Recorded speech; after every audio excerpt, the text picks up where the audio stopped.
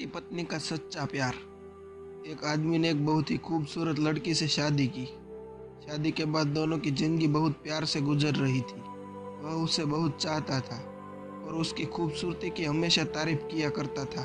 लेकिन कुछ महीनों के बाद लड़की चर्म रोग से ग्रसित हो गई और धीरे धीरे उसकी खूबसूरती जाने लगी। खुद को इस तरह देख उसके मन में डर समाने लगा कि यदि वह बदसूरत हो गई तो उसका पति उससे नफरत करने लगेगा और वह उसकी नफरत बर्दाश्त नहीं कर सकती। इसी बीच एक दिन पति को किसी काम से शहर से बाहर जाना पड़ा।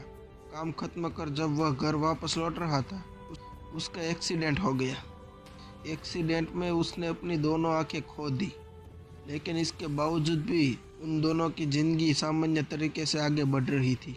समय गुजरता रहा और अपने चर्म रोग के कारण लड़की ने अपनी खूबसूरती पूरी तरह से गंवा दी, इसलिए उनके खुशहाल विवाहित जीवन पर कोई प्रभाव नहीं पड़ा। वह उसे उसी तरह प्यार करता रहा।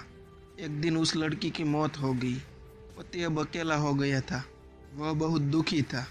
वह उस शहर को छोड़कर जाना चाहता था। उसने अंतिम संस्कार की सारी क्रियाविधि पूर्ण की और शहर छोड़कर जाने लगा। तब एक आदमी ने पीछे से उसे पुकारा और पास आकर कहा, अब तुम बिना सहारे के अकेले कैसे चल पाओगे? इतने साल तो तुम्हारी पत्नी तुम्हारी मदद किया करती थी। पति ने जवाब दिया, दोस्त, मैं अंधा नहीं हूँ, मैं बस अंधा होने का नाटक कर रहा था, क्योंकि यदि मेरी पत्नी को पता चल जाता कि मैं उसकी खूबसूरती देख सकता हूँ तो यह उसे उसके दर्द से ज़्यादा दर्द देता।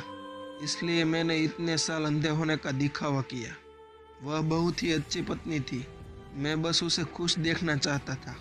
दोस्तों, इस कहानी की सीख ये है कि खुश रहने के लिए हमें भी एक दूसरे की कमियों के प्रति आंखें बंद कर लेनी चाहिए और उन कमियों को नज़रअंदाज कर देना चाहिए।